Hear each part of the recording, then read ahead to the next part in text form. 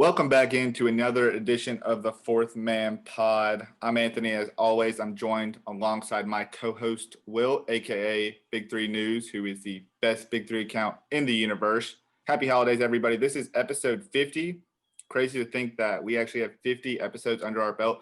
Even crazier to think, Will, that when I started this, I always knew at some point I would have a co-host. But I just never knew who it was going to be. And it's crazy to think that you've pretty much been here since the beginning. Outside of the first episode, I kind of just did myself. So, congrats to us for 50 episodes. Huge milestone. Congrats. Yeah. I mean, huge milestone for us. So absolutely huge. I never thought we'd make it to this point. Yeah. Halfway to 100. So appreciate everyone who's tuning in. Hope everyone had a good holiday, or I should say a good Thanksgiving, and has a good holiday season so far. Will, how was your holiday? How was Thanksgiving for you? I mean, Thanksgiving was fantastic for me, but I feel like, what was even better for me, I enjoyed today, I would say, even more. This morning, I was blessed with a Dave Filoni masterclass. Ooh. You want to talk about Hallmark episodes? This was a Hallmark episode, Anthony. Nice. It had action. It had Ahsoka. It had The Child. It had the man. Okay. You know what I'm talking about. Man. Let me ask you this question, Anthony.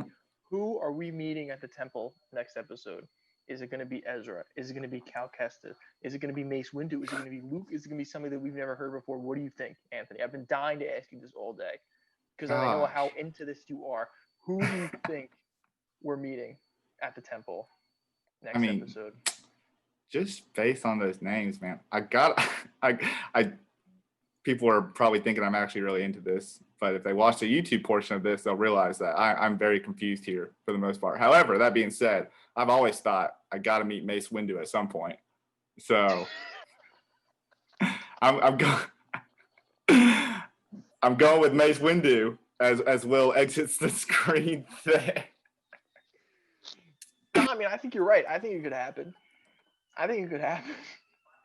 Mace Windu at the temple. I have no idea what that means, but either way, I'm glad that it put a smile on your face. I thought you were going to say like you did some big Black Friday shopping or something, and you just. No, actually, I have to do that tonight. So I feel like everyone was saying like, it didn't feel like Thanksgiving this year, which whatever, fine. You know what I mean? Whatever, to each their own. I didn't feel like Black Friday. I was hanging out today, and they're like, "Oh, did you do any Black Friday shopping today?" I'm like, "Today's Black Friday." Yeah. It did not. I don't know, man. This COVID does not feel like a nice American Black Friday.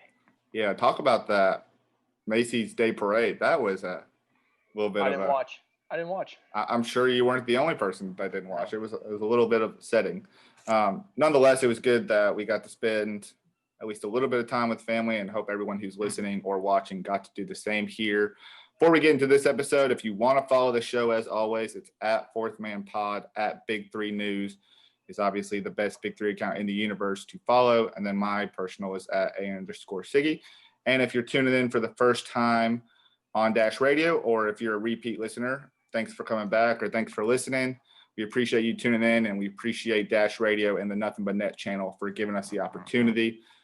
Going to be a pretty short first half. We had a great guest on in the second half with pretty much our draft analyst at this point, Liam Blutman, where we talked about the draft after the next day.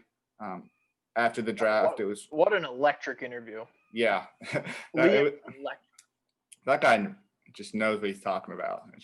I feel like very rarely. I would say very rarely, but rarely in life, I guess, you find someone that's really on your wavelength. Mm-hmm. He's on our wavelength. 100%. That's why he's so perfect and suits the show so well. He's a keeper. Yeah, I guess we can keep him around there. We'll just pull him out whenever. So it was great stuff there. But before we get into that, we got to talk a little bit about what we saw over the past week here. And that was kind of a interesting tweet that we saw from Big3 co-founder Jeff Kwatinetz. And Will, you actually pointed this out to me. I didn't actually realize that he had tweeted, because it's been a while since we've actually heard something just in regards to the Big 3. But he said there's some Big 3 news coming, and coming soon. on the horizon. Jeff, I mean, we've known this, right? Jeff always, and we've talked about on this podcast, Jeff always sprinkles out little tidbits of information. Right before usually something big happens, normally if you go back, after they make a big announcement, normally you go back to Jeff's account and he's been hinting on it for a little bit. And you're like, oh, now I know, you know what I mean, what those tweets meant. But this is just straight up like, not really a hint or a tease. It's just straight up just like, get ready because we're finally getting some Big 3 news, which thank God. I mean, thank God. Yeah, seriously. I mean, he said it's going to be the best summer coming up. And yeah, like you were saying, I mean, most recently, the one I remember was the Zach Randolph news. He kind of hinted around talking about Memphis, put 2 and 2 together. We saw all the smoke, and then boom, Zach Randolph is the a captain of Trilogy. And I'm sure we'll expect more of that as we get closer to the season. But it's great to hear that there's going to be something on like that there's news, that they've been talking about this, because it's something that we've discussed, I think, over this kind of 2-year hiatus, 1-year hiatus here, that we didn't know that with so much going on, we didn't know if there was anybody discussing, what the plans were for the Big 3. It was kind of something that was on the back burner until they could figure out what was going on with every other league. So it's great to hear that there's something in the works, and it's going to be a great Big 3 summer. Ice Cube said he expected it back in 2021, and that looks like what's going to happen here. Yeah, I mean, it looks like they're at least making an effort to, right? Yeah. It looks like at least the plan is right now for there to be a season, which wasn't always confirmed. So it sounds like it's definitely confirmed now, not just from Ice Cube, but also from the other co-founder, right? Co-owner of the league. So, I'm just glad to see this. I think also too, if you look at it, he says next summer. So it sounds like we're definitely it's confirmed to be a summer schedule. So like Anthony and I have sort of been talking about, we sort of talked about with Dion Glover when we had him on, how are you going to make this fit? So I think it's probably going to be different than what we've seen. I mean, who knows? I feel like every time I try and get a hold on what they're doing, or at least my opinions, it's usually something different. So they could very well just be like, screw it. This is the summer of the Big 3, and we're going to go against the NBA and the NFL. Who knows? And they could be very successful, or they might play a couple games a week, or maybe do like a Bubbleville, sort of what college is doing right now. So I don't know. We're going to see. Hey, you're the inside source. You got the scoop. So let me tell you something. We're waiting for your word. If I knew something, you don't know. I know nothing. I feel like you're like the outside of the Big 3 version of Jeff. You like to tease stuff. I don't tease anything. I feel like you're hiding information. What have I ever teased? What have I ever teased? You don't know because you're always hiding information. I'm not hiding information. I will say. No, really, I have nothing. No, I know. I'm kidding. If you want to I literally have nothing. I'm just busting your chops. Outside of this, I have nothing. God, this is getting really dark. I will say that the Jeff tweet, it does seem to be directly correlated to like the Big 3 season, because obviously we've expected the reality show to potentially still be something in the works for March, because they have that partnership with that could very well be the Big news Brother. That's happening. Yeah, I mean that could be the news that's happening. It could be that some sort of. I mean, it could be something. It could be that the reality show is moving from March to the summer. Maybe. Let's do this. Let's put pen to paper. What do you think the announcement's going to be? I gotta think, because I'll tell you right now, and I'll say this, and I said it before. I don't know. I mean, like what I'm about to say with my guesses, they're just genuine guesses. I really don't know. For you, the same. You don't know. I don't. The players don't know either. Yeah, I asked a couple. They don't know. Oh, you did? Well, that's good. I mean, yeah. So it seems like everyone's kind of in the dark here a little bit. To me personally, I mean, to me personally, I think it's going to be something very general. I think it's going to be when they expect to start. Okay. Maybe how many games they expect to play, what the schedule looks like. Remember, they still have their deal with CBS. So you think formatting? I think it's a little bit of the format and when it's going to be played. I mean, I think it's very general. That would make sense because CBS, like you just said, is probably like, all right, like, what are we doing here? What is this going to look like? Yeah. They have to plan out, what the time slots you're going to get and on the dates and Mhm. stuff. So you're right. So those are the things that have to sort of be figured out, you know, ahead of time. Yeah, first, way ahead of time. you And know. I think the leeway that that CBS has given the big three, because I do think that with a large deal on the table, that there's a little bit of uh, antsiness and question marks. Like, okay, we're going to go through with this because we saw such an uptick last year, but we're going to need something, and next year we're going to need some kind of plan to how to make this work, because at some point we're going to have to put something on TV. We're going to have to get our ratings back up for that Right. summertime slot there. So I have a feeling that maybe Jeff has been maybe the one a little bit more hands on with it. I don't know. I don't know. It's interesting. What are your thoughts? I mean, do you feel like it's going to be something general, or do you have something a little bit more elaborate? I almost like agree with you, where like it has to be some sort of like, like what is this going to look like?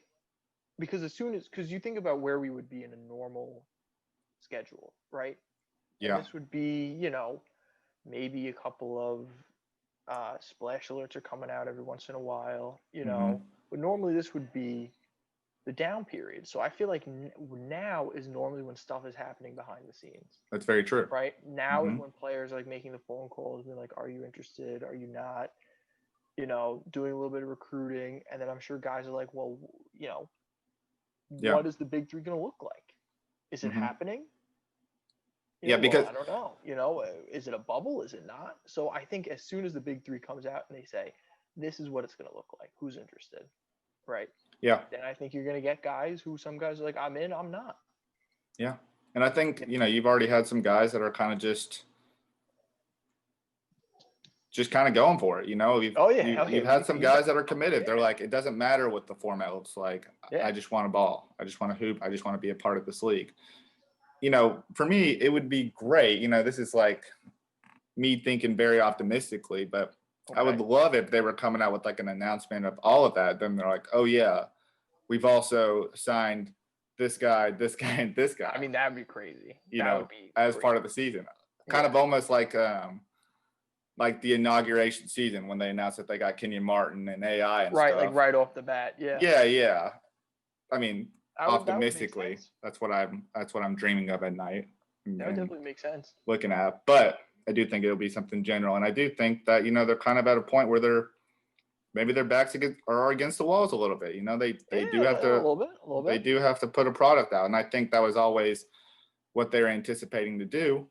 Just now, maybe CBS was like, we need some word. Jeff was like, all right, big news coming for you, Big 3 news coming for you. Yeah. It's going to be a great summer. And then, I mean, I'm assuming that whatever is going to be announced was probably decided or figured out a while ago. Yeah. It's just a matter of the. Yeah. But I am interested to see what it is, just for the matter of the fact that the players don't know. Yeah, no, that's pretty crazy. And these are players that would know. Mm-hmm. Right? And I think the bubble is going to make or break some people. I agree.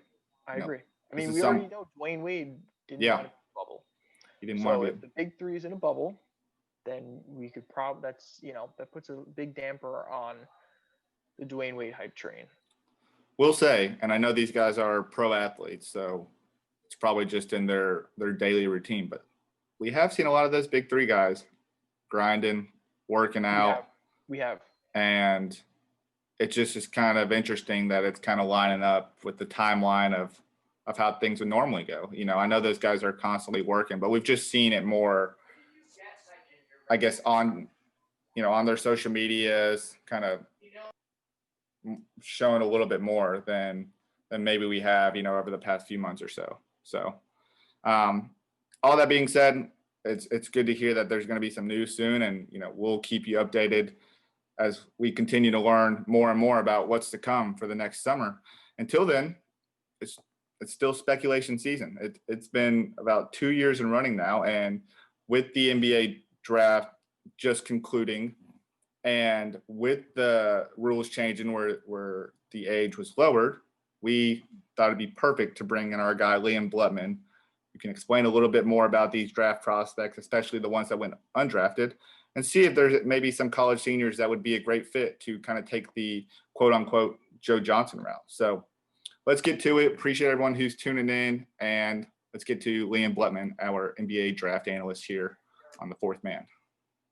All right, on this week's episode, we are bringing in our quote-unquote draft analyst of the Fourth Man, reporter Liam, also Liam Blutman.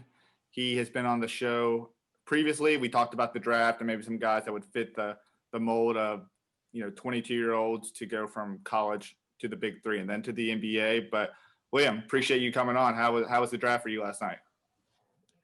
Thank you for having me. The draft was interesting. There was a lot of good stuff, but with the NBA draft, there's a lot to be disappointed about, including all the people that go undrafted, and hopefully we'll see some in the Big Three eventually.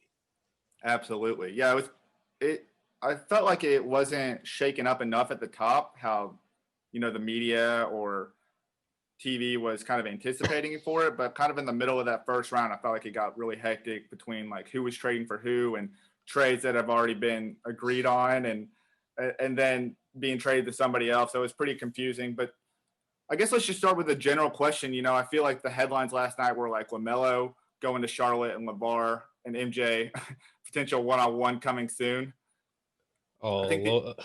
I would say the other two that were probably big, at least at the top, were Patrick Williams going at 4, being a little bit higher than expected, and Tyrese Halliburton going a little bit later at 12 to Sacramento, and then also going to a team that already has a point guard.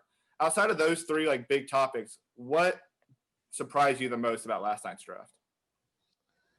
I think I was really surprised to see Jalen Smith go top 10.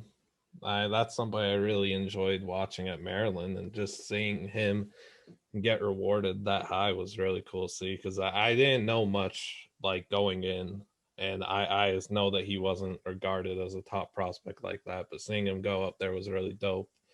The Pac-12 like dominating, that was cool to see how many guys got picked. Isaiah Stewart went higher than like the consensus rankings and mocks. I felt like everybody was a lot lower on him than they should be. So it was good to see him get a good landing spot in Detroit that high. 100%. I feel like because of the lack of March Madness from this year, I feel like for me especially, because I'm not like you, right? So I'm a complete casual when it comes to college basketball to begin with. But the fact that we didn't even have a March Madness tournament, like I didn't even know who half of these guys were. And I feel like, if you look at the top 5, it was like a kid from Australia, or a kid who played in Australia, a kid from Israel, a kid who got suspended 3 games into the season, and then someone who played on like a terrible Georgia team. So is that a reflection of this draft class as a whole, do you think? Like, do you think this is just a weak draft class, or do you think it's just because of casuals like me who I haven't been able to see these guys and get to know them, and really there are some gems here? I feel like for sure no NCAA tournament was huge because there was no buzz surrounding a player that a lot of people could fall in love with in March, and then really like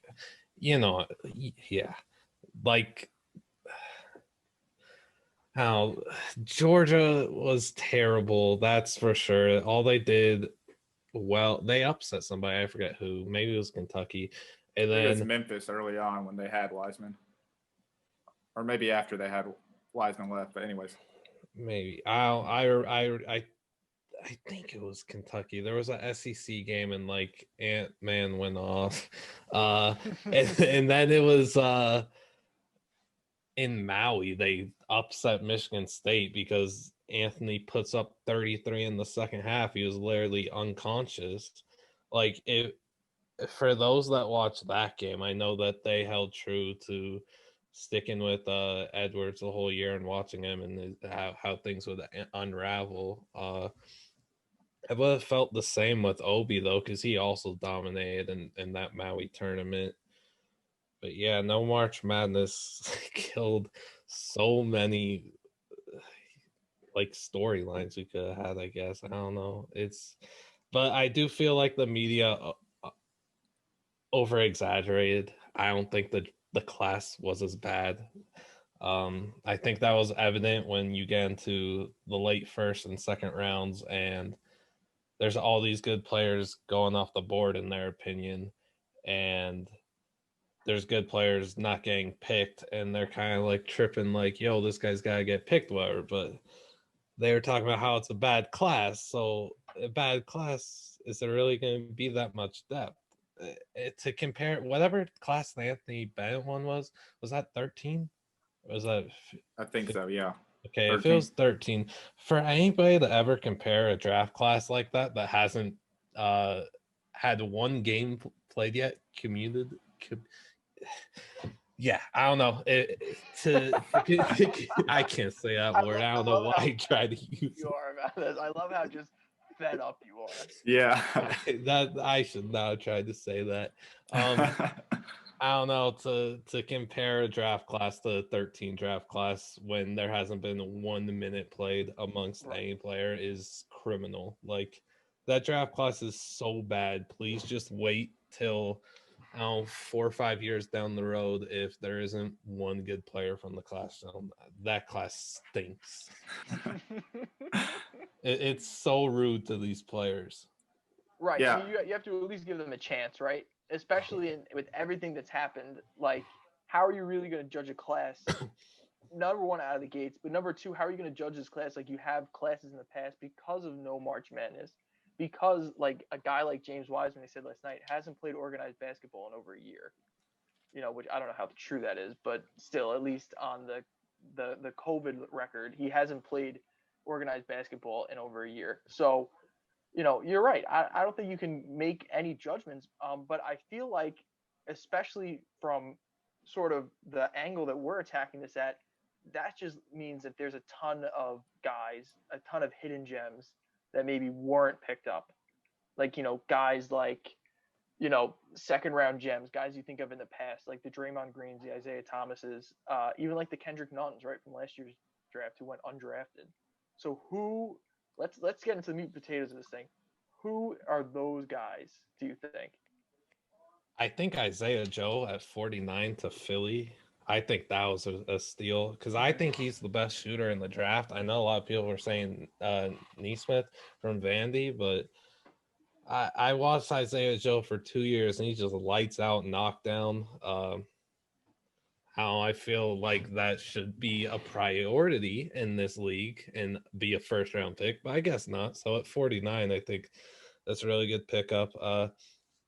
Cassius Winston at 53 because you got a 4-year senior gonna come in. He'll come in off the bench, of course, in Washington, but you've got a really good leader, good floor general who could shoot. He's gonna pass. He's gonna make those around him better. He's gonna elevate everybody's game. Good locker room guy. I somebody like that shouldn't be going in the 50s. Like, that's just not right. They're drafting strictly off of potential and stuff, but these are the kind of players that have big roles and are so important in the playoffs and stuff. So I Especially really on like contending Cassius. teams. Yeah. Yeah, I I think- love Cassius. So I'm glad to see that he'll make an impact for sure in DC.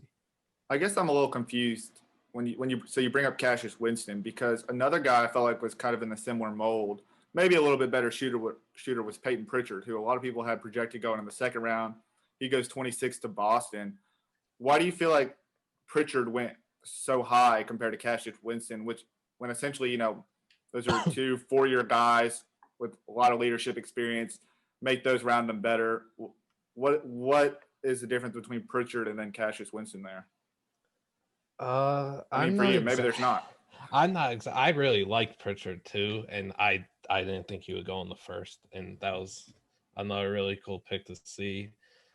Like, he's just, maybe it's his craftiness and his sneaky athleticism. There's one of his like favorite moves is to drive, and then it looks like he's going out of bounds, and he kind of just flips the ball behind his back as 2 defenders collapse on him and leaves the big wide open under the rim for an easy layup or dunk. He pulled that move off so many times. I don't know. I really like Pritchard. I think where he went is okay. I just don't think where Cassius went is okay. Agreed. And I think, Pritchard maybe shooting was prioritized. Maybe just I in my opinion, I think Pritchard's a better shooter maybe than Cassius Winston. Yeah, he's definitely got more range. Yeah, exactly. That's someone too, Anthony, who maybe benefited from having such a shortened season, because I feel True. like he was sort of in the national spotlight. He was sort of the talk of the town when everything shut down. So Yeah. I feel like maybe him in an elongated season, or maybe even him in like a tournament setting, you sort of maybe would have seen those kinks in the armor a little bit in his game, but we really didn't get the chance to see that. Yeah, that's true. Almost like a Cassius Winston, you know? Sure. And I think Peyton Pritchard benefited maybe from the previous tournament. I think Oregon went to a Final Four that year, so maybe he benefits from that a little bit. I think, too, what was pretty surprising about this draft, no blue bloods in the lottery. Didn't have anybody from Kansas, Kentucky, Duke, and I'm missing one there. Kansas, Kentucky, Duke. UNC. And UNC. UCLA. Not in the lottery. Cole Anthony was probably the closest there, going up there at 15. But just outside the lottery and those blue bloods, do you feel like there's somebody in this draft class, from those four schools that you're kind of keeping an eye on, or you thought maybe went a little too late? I thought Maxey went late. I know he went 21st. Another guy to Philly. I don't know. I think that was a lottery pick based strictly off of his potential. He was a bit selfish, but he was working on that, and he wasn't getting as selfish down at the end of the season. He didn't shoot that well, but he's a much better shooter than he showed. He's extremely confident. He'll be taking shots in the clutch for sure. I don't know. I just feel like he's better than going 21, and I don't think we saw the real Tyrese Maxey at Kentucky. I think that's somebody we look at in a few years, and we wonder why he didn't go higher. It's like a Tyler Herro. Essentially, yeah. Well, those one and dones are really hard to evaluate too, just because you only get a year of them, or in Wiseman's case, 3 games of them. So we really can't evaluate them until later years there. Yeah, for sure. I want to say one guy who really intrigued me, and I didn't do a lot of research on him, but I definitely was kind of hearing his name throughout and kind of his story was, I think his name's Jay Scrub. It sounds so. It doesn't even sound like a real name. It sounds like a Twitch username or something. But Jay Scrub, who is the JUCO player who had an offer to Louisville, if I'm not mistaken, and decided to just forego that and go straight into the draft, and ended up getting drafted in the second round to the Clippers, or somebody who traded to the Clippers. What's so enticing about like someone like Jay Scrub and what he can bring to the Clippers? So I don't actually know much about him. I thought he was going to go undrafted, and then I was going to look into him as a Big 3 guy down the stretch. Like legit, he was on my list, and I think he's 21 though. So a little bit a few years, whatever. I don't know. I know he's like dominating essentially from a scoring standpoint. So I just don't know too much about him. I don't think anybody does. Yeah, that's except the Clippers, I guess. I guess they got well in bad moles of wherever he played, some JUCO somewhere. Yeah, I'm wondering what scouts attended like his games or something. Like maybe good for him though. Yeah, absolutely. Absolutely, right? And good for the JUCO scene. No, I mean, right? You brought up Scrub as a Big 3 guy. Who else is on that list? Who else are some guys who maybe went drafted or went undrafted who you think could be some Big 3 targets? Because as we know, you, Liam, you and I, and Anthony as well, we are the heads of the youth movement in the Big 3. You got us on the train before anybody else. You called it. Who are the guys? Who is this new wave of young talent that could be heading to the Big 3? And the first guy has to be who we highlighted a few months ago is Miles Powell. Yeah, that was undrafted, and he's one of the best scorers we've seen in college basketball in the last few years. Goes undrafted at the age of 23. Crazy. That's the age the Big 3's looking at too. So I was pretty shocked by that one too, and I don't know if people were buying for his services or whatnot, but I felt like he signed a little bit later than I expected him to. Who he signed with? He ended up signing a two-way with the Knicks, and I think that was earlier today. But I was a little surprised that he was one of the kind of the last guys, or I don't want to say the last guys, but middle of the pack guys to sign a deal. You know, there are a lot of undrafted guys I like. You know, Killian Tilly's someone that I was really looking at. I thought could be a late second rounder there.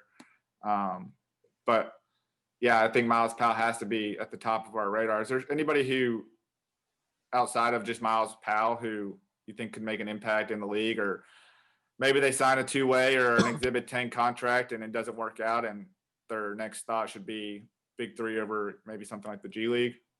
Yeah, somebody like Malik Fitz. I think he signed with the Clippers from St. Mary's. I think I don't know if his game is gonna. I don't know if he'll be an NBA guy. I think that's somebody I look at for the Big 3 in a few years. I'm not exactly sure his age is. He had kind of a disappointing season at St. Mary's, but he was really good. I don't know. That's the way I look at. Najee Marshall. I'm not sure if he signed with anybody. That's somebody. He and his teammate Tyreek Jones, Tyreek is 23 and Najee is going to be 23 shortly. Those are two guys I'd look at for a Big 3 from Xavier. Najee's a do-it-all forward. He's very clutch, as evidenced by his performances in Charleston for the Charleston Classic and a few games at Xavier where he was in deep triples, game on the line, got some onions calls. Tyreek Jones is a gritty big man, tough, hard-nosed. That I don't know. That's somebody, you know, Big 3 will need more of with youth and toughness as opposed to what there is now, I guess. It's not all hard nosed and athletic down there anymore. Anthony Lamb from Vermont. I'm not sure when he turns 23, but that's he's 6'6", I believe, and he kind of played like the 4 at Vermont. He could score from anywhere. He's a big 6'6", I guess you could say. Works in the low post, and you know he could stretch it out. That I think he'd be a really intriguing Big 3 piece. And then I'm not sure where Tyshawn Alexander from Creighton signed, but that's another right here. That's another Big East guy that I'd keep an eye on.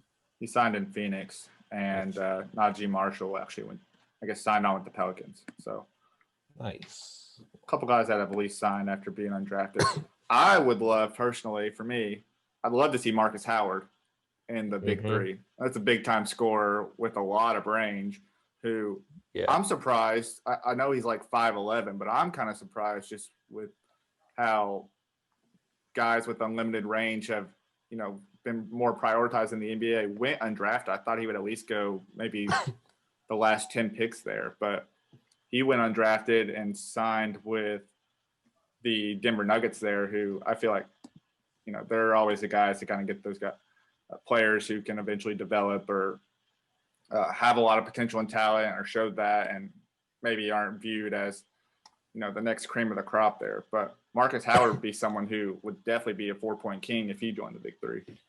For sure. I don't know why he doesn't get picked. My assumption is teams were worried that he's too ball dominant, which if you have a shooter like him, just simply move him off ball, let him sit in the corner, run around screens, whatever, and shoot off the catch. Like that's not a hard thing to tell somebody. He getting picked in the 50s or whatever, if he did get picked, just he'd want to play in the NBA any way he could. I don't know. He's 21 though, so we have to wait for him in the Big 3 for a while. But that's a name to connect immediately with the fireball and all that. That's true. 100%, yeah. And one-on-one would be crazy. What was up with Tilly? Tilly was a guy I felt like sophomore year we're talking about potential lottery, and then senior year with injuries and everything, undrafted. I mean, his injury is really that concerning? My only thought is because I strictly believe that, or I believe that NBA teams just strictly draft based off potential for the most part. So I guess I think he's capped out, and the injuries are gonna just sound back. I guess I don't know. I don't know how you see a talent like Killian Tilly going drafted doesn't make sense either. I really don't understand it. No. A shooting Like, big who yeah, I don't get it. been playing on a winning Gonzaga team for a long time. I was pretty confused by that too. But that's why I feel like if you're the big three, if you're a league like this, a platform like this, and I just feel like it's almost too easy of a connection. You Yeah. bring in a guy like that who is, if you think he's capped out on potential, then he's already going to come and he's going to make a difference on a big three team. For And sure. I feel like if it's not the big three, it's going to be the TBT or something like that.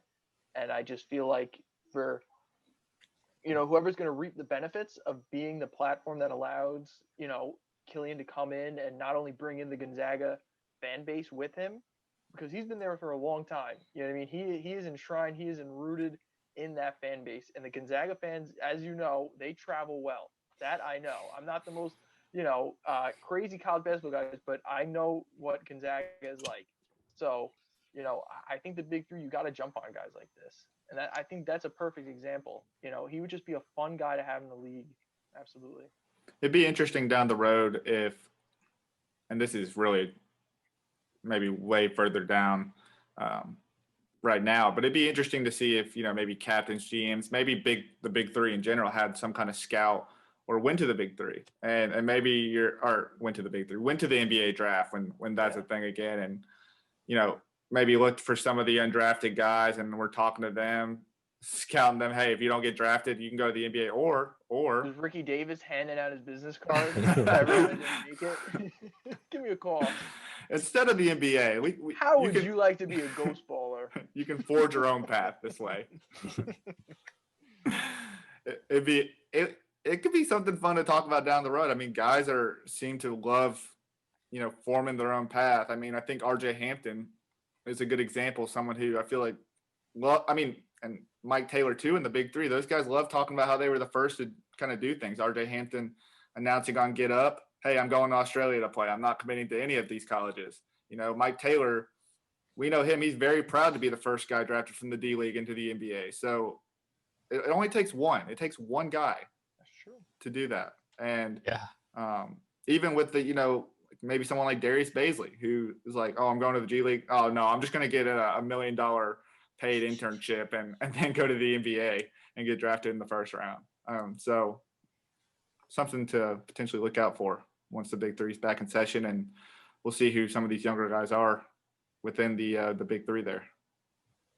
For sure. Hopefully it's Miles Powell that is the first to go straight to the big three and then start a trend. I love it. Let's manifest it, Miles Powell. I love it. I love that we're putting a face. We're all about putting faces to movements. It was Carmelo Anthony last offseason. Now it's Dwayne Wade. Now the youth movement, it's Miles Powell. So I guess let's bring it full circle, Liam. I don't know if you've had the chance to see it, but one of the things that we've really been going with from our friend Shaney 2K is these big three pleas, where it's basically just like about a minute-long segment where we address a specific player and give him all the reasons why he should join the big three. We've done Dwayne Wade, we've done Isaiah Thomas, we've done LiAngelo Ball. So in your opinion, besides Miles Powell, who should be, as soon as you tell me you're going to get off this interview and I'm going to call Shaney, who should be the next subject of the big three plea? Who's the guy that there's just too many reasons that he should join the big three? Like a youth guy or? Definitely. It definitely, yeah, a youth guy, yes. We're talking youth movement here. We got to continue to, ingrain that in listeners' heads, youth movement. Let Can I use play. Miles Powell? If you want to use it, Miles Powell, go ahead. Honestly, it'd be right now. I'd be between Miles Powell for this or Tony Rowan, but he's older. Because I don't see how Tony Rowan doesn't join. He needs to join. There's too many things that connect for him to join and stuff, like being cousins with Nate Robinson and all that. and Tony how Rowe dirty would be the sick. NBA did him. Yeah, that's true. Yeah, he just kind of fell off a cliff there. The NBA did him incredibly They did dirty. him super dirty. He tears his Yeah. ACL once, and then they throw him to the curb. Like, what? I don't understand this NBA. I don't get it. That's He just played not cool. one game in the basketball tournament there with the money team, but there was a lot of guys on there, and then our friend of the show, Elmore and company, were able to make the comeback and knock them off. Although there were some highs and lows throughout that game for everybody. But Yeah. Some highs and lows. I love that. I love that phrasing. But nonetheless, Tony Rowe would be great. Miles Powell would be great. I would like to see how Miles Powell sticks out. Do you think the Knicks are a good fit for him? Just to, obviously they're still doing some reconstructing. They just offloaded I think they have like $40 million in cap space now after offloading like 4 or 5 players today. So do you feel like Miles Powell's a good fit in New York there? Are the Knicks a good fit for anybody? I knew you were gonna say.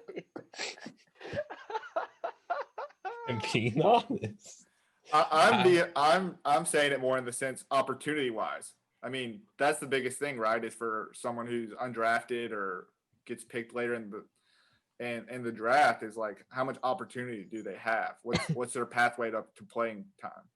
Yeah, I don't know. I'm sure that they have good opportunity for him. I'm really not aware of who's even on that roster, like at guard and stuff.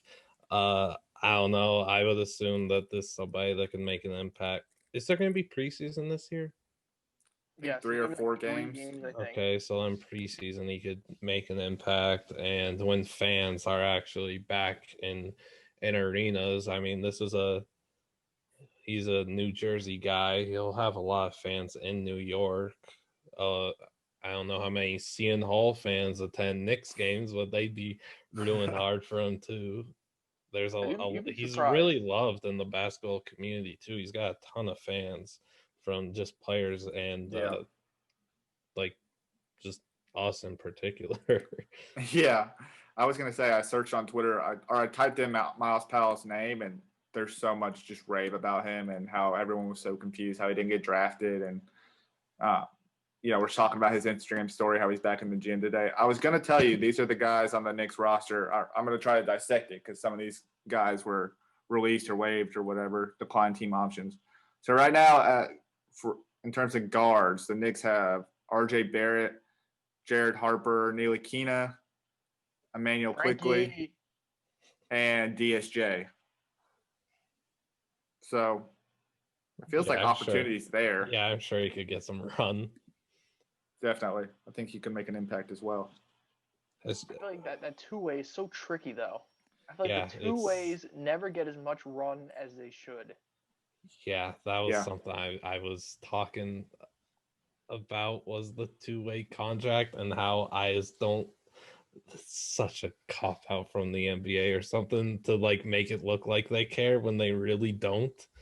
Two-way players just come up and they sit on the end of the bench when they play in the NBA. When they sit on the end of the bench, and then they get sent back to wherever their G League team is located, and then they go and they play there, and then they just get called back up. They're traveling back and forth, and they never actually get a chance. I mean, at least in New York, it's like Westchester and Manhattan, so it's not too bad.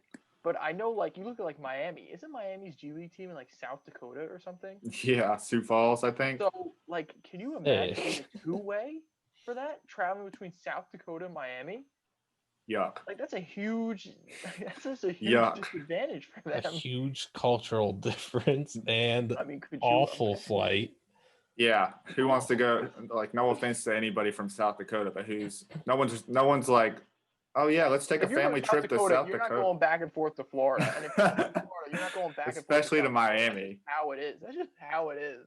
And I want to say too, no one gets like the Quinn Cook opportunity. I mean, Quinn Cook really was like the one guy that comes to mind that really benefited from the two-way, and he won a couple championships at the end of the bench there, and then played in a few finals. But look at where he is now. I mean, he just got waived by the Lakers. So It's hard to Yeah. make like that time count when it's so limited.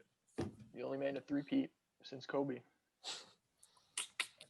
That opportunity really is so rare though with two-way players. The Lakers had Zach Norvell, and I kept asking my Laker friends if like he was ever gonna get a shot, and he never did, and I think they just rid of him. Yeah. That's Chris somebody Boucher- I'll look at for a big three in a year. Chris Boucher, I was wondering, was he a two-way guy, or was he just I believe exceptional so. in the Raptors? I'm sure he was a Leaguer. two-way guy. Okay, maybe another guy that benefited. Was but Kenny Wooden a two-way guy? I think I so. know he got cut today or whatever, so that was tough. I He like was cut from Wooden. the Knicks. Yeah, Oh, I wow. believe so. Gosh, this Knicks roster. I mean, I'm looking at ESPN here, but looking a lot different. Did Mitchell Robinson ever get run in the G League, or is he just always I think he's always in been. the NBA? I think he's always been with the Knicks since he's been drafted. Nice. All right, so let's wrap it up here, Liam. We appreciate you coming on. We appreciate all these basketball insight and this talk. I sort of want to wrap it up with a question that isn't really related to basketball. After you came on for the first time, I discovered something about you that I think is pretty significant. And if this was about me, I would probably be telling everybody. So props to you for not waving this in everybody's face. Your father was a writer and producer on Boy Meets World. Yep. That's first of all, Yeah. that's really cool. Like that's genuine. Super cool. A show I watched a lot growing up. How has your household reacted, or even if you're even aware, to this recent resurgence of Boy Meets Girl or Boy Meets World and Girl Meets World, sort of these memes and TikToks? Have you seen these? I have not. I don't have a TikTok. You haven't seen these? and- No. These are hilarious. So it's basically this trend where people pretend to be background characters in like Girl Meets World. So they'll be like the kid like sitting in class like taking notes, and then like the main characters start like yelling about like something, and they'll just be like reacting to stuff. I haven't seen it. I'll Well, show my dad though. You should. I think that they're very funny. I think you get a kick out of it.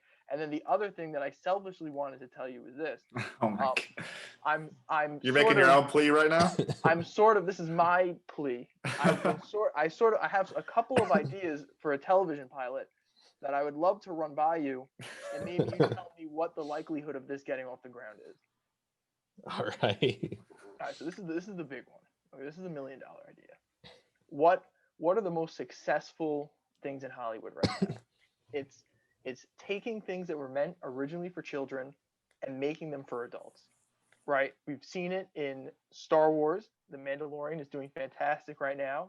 There's going to be a new highly anticipated episode coming out tomorrow morning that I can't wait for.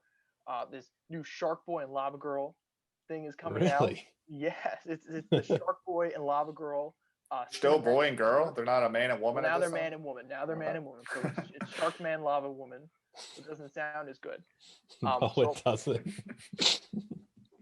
So I'm thinking, what is the next big children's franchise that we have to make gritty and tough and appealing for adults? Pokemon. Basically, just like an animal fight club, but they're shooting like fire and rockets and electricity at each other. I'm thinking a weekly series, sort of like The Mandalorian, only instead of a guy going around with a Baby Yoda, maybe he's going around with like a Jigglypuff or something, and he's just kicking ass and taking names. Didn't we already do like Detective Pikachu? Wasn't that? I guess Detective Pikachu. First of all, I love Detective Pikachu, but it was made for children.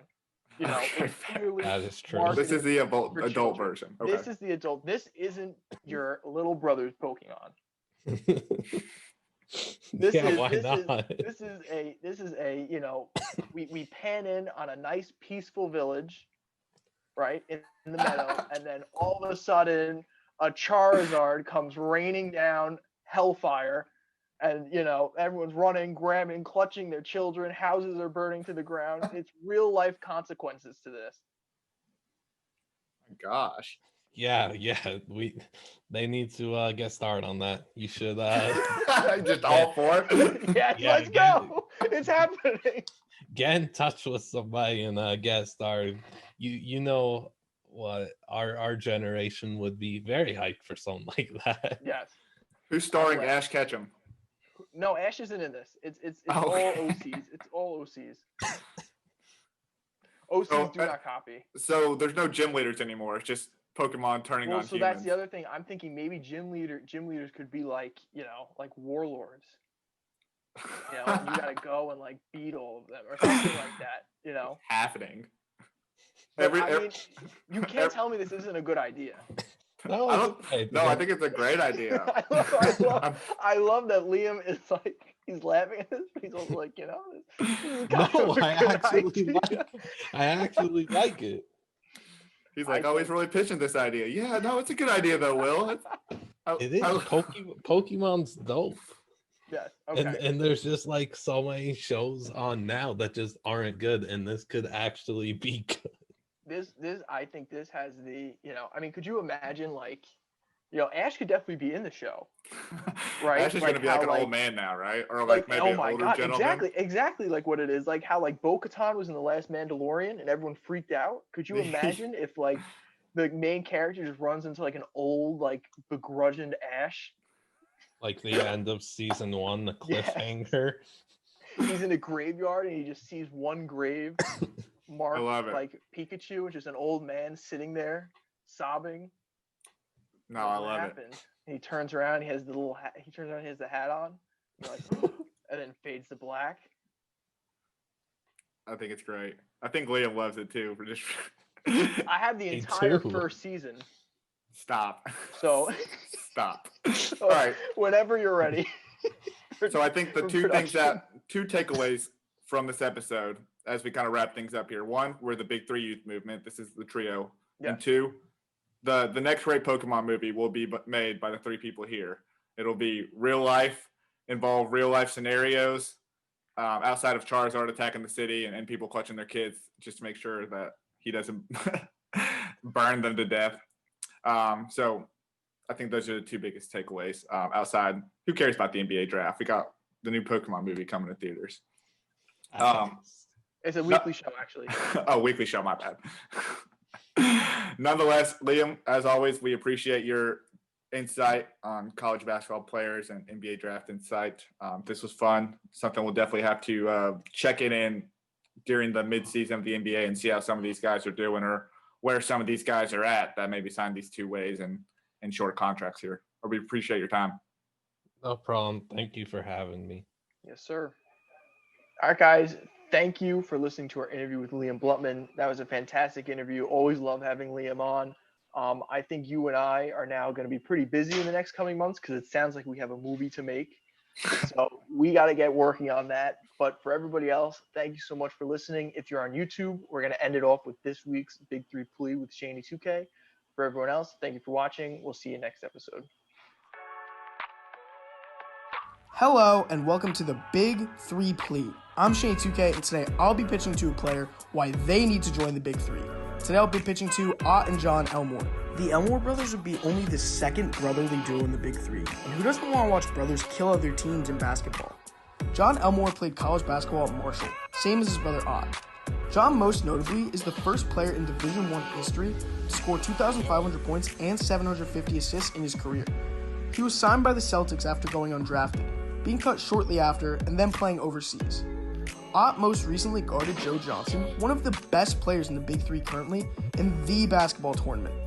The 23 and 25-year-old brothers are both looking to make it to the NBA, which is very feasible because of how young and talented they are and all the potential they have. We got a taste of the Elmore brothers in the basketball tournament over quarantine, but we want the whole show. I'm Shaney 2K, and that was my Big 3 Plea.